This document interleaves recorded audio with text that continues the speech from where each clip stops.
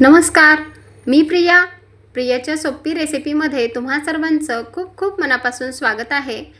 आज बनवूयात गरमागरम वरून खुसखुशीत आतून मस्त अशी जाळीदार भजी।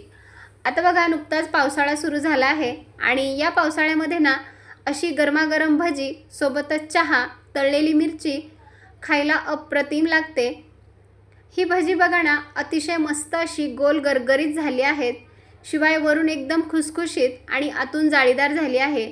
आणि यामध्ये आज आपण अजिबात खाण्याचा सोडा वापरलेला नाही किंवा तेलाचा सुद्धा अजिबात वापर केलेला नाही, तरीसुद्धा ना आपली भजी एकदम मस्त अशी झाली आहेत। तुम्हाला जर रेसिपी शिकायची असेल ना तर व्हिडिओ शेवटपर्यंत नक्की बघा। व्हिडिओ आवडला असेल तर प्लीज एक लाईक करा, सबस्क्राईब करा आणि रेसिपी शेवटपर्यंत नक्की बघा। चला तर मग वेळ न घालवता रेसिपीला सुरुवात करूया। आता भजी बनवण्यासाठी इथे आपण 2 वाटी बेसन पीठ घेतलं आहे।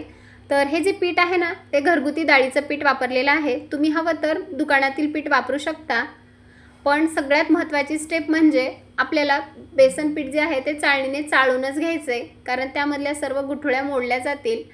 आता यामध्ये 1 चमचा तांदळाची पिठी टाकायची आहे, यामुळे भजी अगदी खुसखुशीत तयार होतात। अर्धा चमचा इथे ओवा वापरला आहे। ओवा थोडासा आपण हातावरती क्रश करून टाकूयात। आता यामध्ये ना चवीपुरतं मीठ टाकून घ्यायचं आहे। अर्धा चमचा लाल तिखटाचा वापर केला।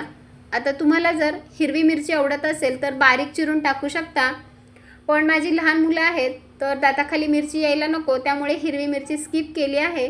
तुम्हाला आवडत असल्यास तुम्ही टाकू शकता। अर्धा चमचा हळद पावडर टाकून घ्यायची। आता यामध्ये ना आपल्याला अगदी थोडं थोडं पाणी टाकून याचं एक घट्ट असं पीठ मळून घ्यायचं आहे।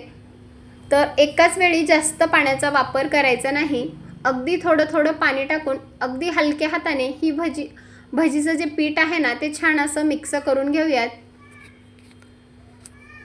आपल्याला एकाच वेळी जास्त पाण्याचा वापर करायचा नाही। जर पिठामध्ये जास्त प्रमाणात पाणी टाकलं तर पीठ पातळ होतं आणि त्यामुळे भजी जी आहेत ना ती अगदी चपटी होतात, आणि जास्तच घट्ट झाली तर भजी आपल्याला घशामध्ये अडकल्यासारखी होतात। त्यामुळे मस्त असं आपल्याला हे पीठ मळून घ्यायचं आहे। इथे बघा, याच कन्सिस्टन्सीचं आपल्याला पीठ तयार करायचं आहे।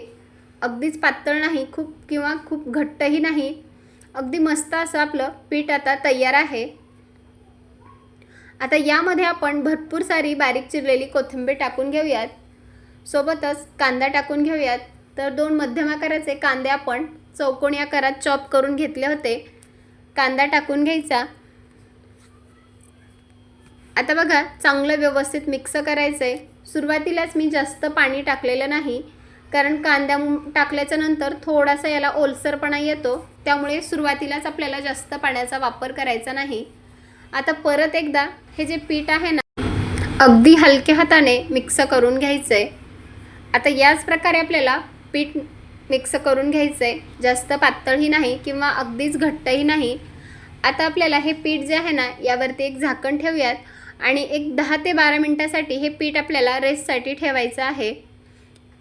आता बघा, एक 10 ते 12 मिनिट झालेले आहेत। पिठावरचं झाकण काढून घेतलं आणि आता बघू शकता पीठ आपलं छान असं मस्त रेस्ट झालेलं आहे। आता आपण याची भजी बनवणार आहोत।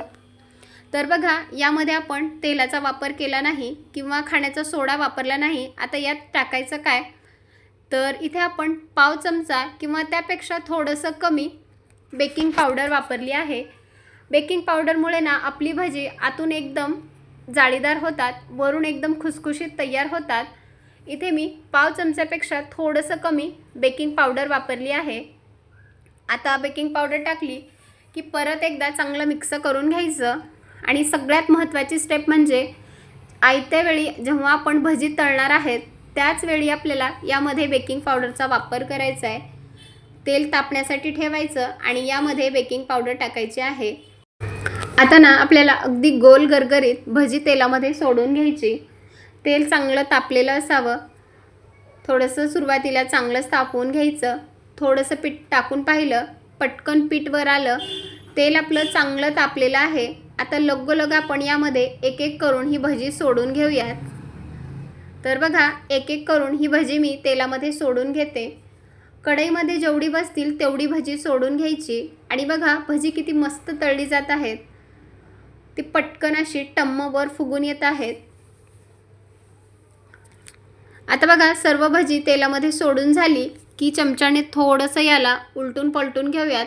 त्यामुळे दोन्ही बाजूने छान अशी ही भजी तळली जातील.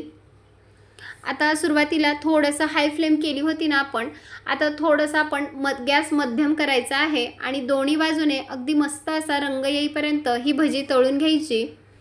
आता बघा, भजी आपली छान अशी तळून झालेली आहेत आणि याचा रंग बघा किती मस्त आलेला आहे. आता झाऱ्यामध्ये ना ही भजी आपण काढून घेऊयात. झाऱ्यामध्ये सर्व भजी काढून घ्यायची. जे एक्स्ट्राचं तेल आहे ते पूर्ण निथळून घ्यायचं आणि अशाच प्रकारे जे राहिलेले पीठ आहे ना त्याचीसुद्धा आपण अशीच भजी तळून घेऊयात.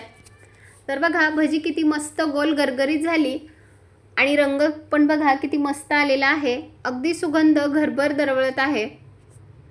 इथे बघा, एक 5 ते 6 लोकांसाठी ही भजी बनवून तयार आहे. तुमची पण भजी अशी केल्याच्या नंतर घशामध्ये अडकल्यासारखी होते किंवा चपटी होतात, तर तुम्हीसुद्धा एक वेळेस अशी ही रेसिपी नक्की ट्राय करा. रेसिपी आवडली असेल तर जास्तीत जास्त लोकांपर्यंत शेअर करा. मी केलेल्या या पद्धतीने भजी नक्की करून पहा आणि मला कमेंटमध्ये सांगा भजी कशी झाली होती ते. चला तर मग पुन्हा भेटूयात अशाच एका छानशा मस्त खमंग रेसिपीसोबत. पावसाळा नुकताच सुरू झाला आहे. भजीबरोबर गरमागरम चहा आणि ही भजी एकदम मस्त असं भन्नाट बेत आहे. चला तर मग पुन्हा भेटूयात अशाच एका छानशा मस्त खमंग रेसिपीसोबत. तोपर्यंत धन्यवाद आणि मस्त रहा, स्वस्त रहा आणि सगळ्यात महत्त्वाचं चांगलं चांगलं खात रहा.